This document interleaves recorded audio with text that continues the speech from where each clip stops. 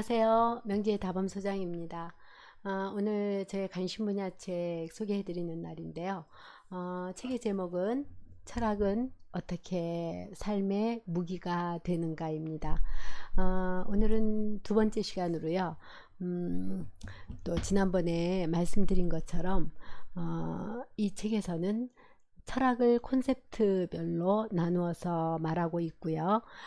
지난번에는 1장과 2장 24가지 그 콘셉트별 목차로 말씀을 드렸고요.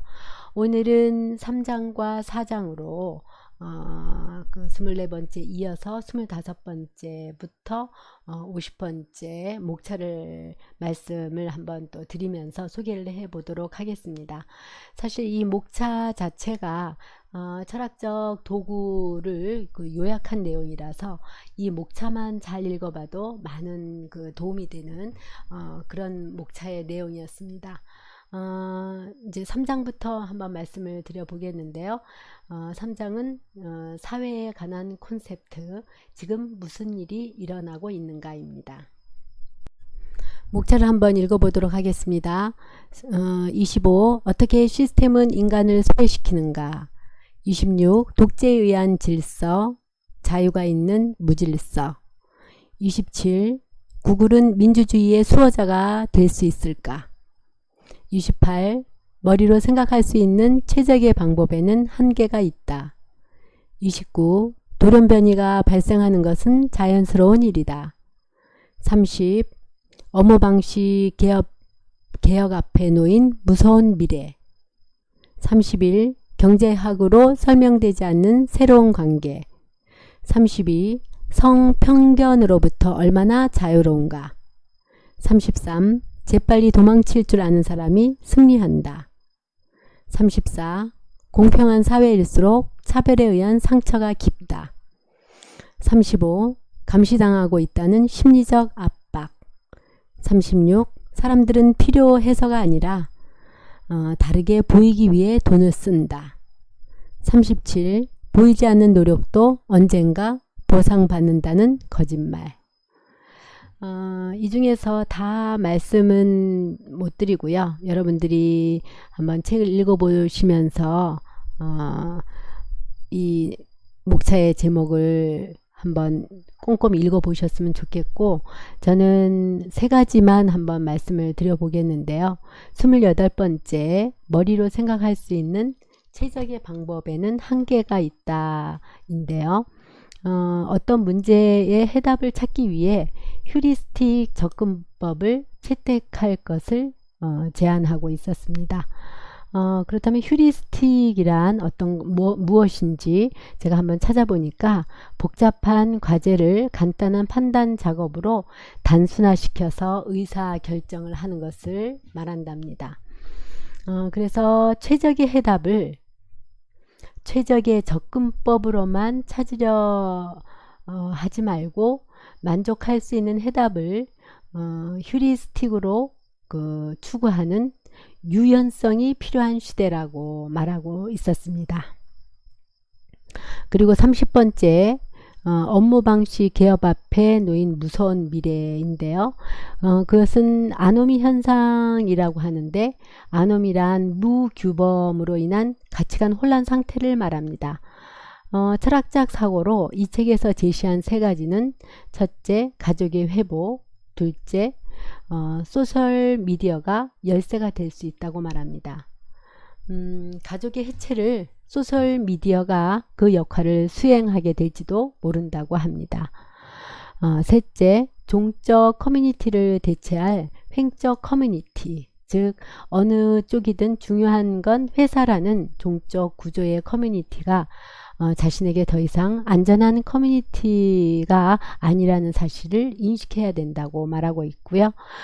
자율적으로 자신이 소속하는 소셜 네트워크도 직업별 길드로 그것을 만들어내거나 혹은 참가해서 유지하겠다는 그런 의지가 있어야지 성립한다고 말하고 있었습니다. 그렇게 해서 스스로 아노미 상태에 빠질 위험을 막을 수 있는 지금의 시대는 그런 시대라고 합니다. 33번째, 재빨리 도망칠 줄 아는 사람이 승리한다인데요.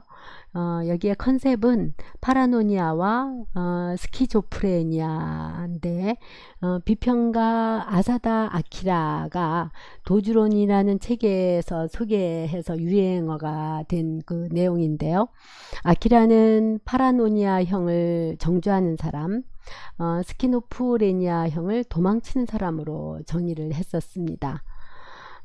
그래서 꾸준히 노력하는 파라노니아형을 예찬을 하고 실증을 내고 실증을 내고 변화를 거듭해가는 스키조프레니아형을 비하하는 경향이 강한 것은 사실입니다. 오히려 현재 세계에서는 용기와 강인함을 지니지 못한 사람이야말로 파라노니아 그 유형을 지향하고 용기와 강인함을 지닌 사람만이 스키조프레니아의 그 유형의 인생을 꿋꿋하게 걸어갈 수 있다라고 말하고 있었습니다. 네, 그래서 4장은요, 사고에 관한 핵심 콘셉트로요, 어떻게 사고의 함정에 빠지지 않을 수 있을까라는 내용을 가지고 38에서 50까지 그 목차의 내용을 또 한번 읽어보도록 하겠습니다. 결국 38, 결국 이런 뜻이죠 라고 말하면 안 되는 이유. 39, 이상은 이상일 뿐 환상에 사로잡히지 말지어다. 40, 오해에는 여러 유형이 있다.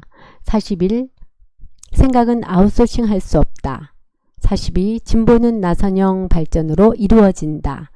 43. 사고의 폭을 넓히고 싶다면 어휘력을 길러라. 44. 때로는 판단을 보류하는 것이 도움이 된다. 45. 과학적인 것이 꼭 옳은 것은 아니다. 46. 에디슨은 축음기를 유언장의 대체품으로 발명했다. 47. 조급해하지 마라. 세상은 그렇게 갑자기 바뀌지 않는다.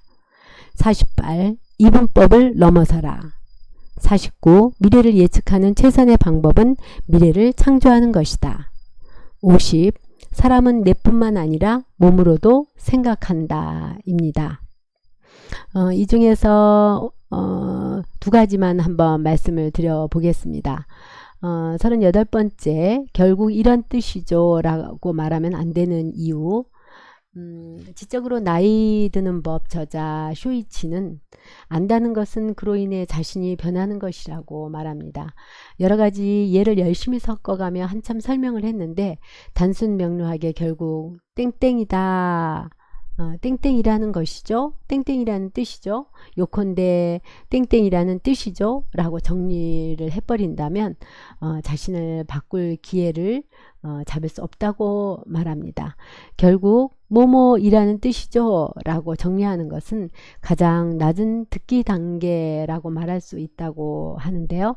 이렇게 듣는 사람은 지금까지의 틀에서 벗어날 기회를 얻을 수 없고 또 상대와 더욱 깊이 있는 커뮤니케이션을 통해 깨달음을 얻고 또 창조적인 발견과 생성을 이끌어내려면 결국 뭐뭐이다 이런 식으로 축소해서 인식하거나 자신이 알고 있는 과거의 데이터와 조합하는 것을 경계해야 한다고 합니다.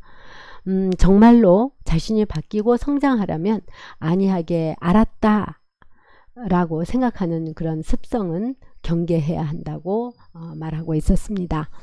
그리고 49번째, 미래를 예측하는 최선의 방법은 미래를 창조하는 것이다 인데요.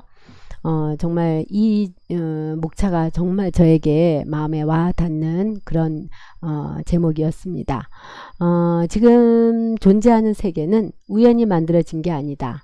어디선가 누군가의 행한 의사결정이 축적되어 지금 이 세계의 풍경이 그려진 것이다. 이와 마찬가지로 미래 세계의 경치는 지금 이 순간부터 미래까지 사람들의 선택과 행동에 따라 결정될 것이다. 그리고 미래는 어떻게 될까요?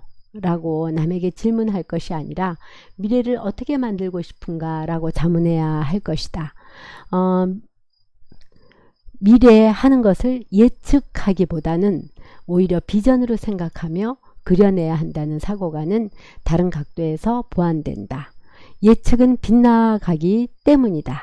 곰곰이 생각해 보면 우리가 예측에 지나치게 의지하고 있지는 않은가라는 의문이 든다.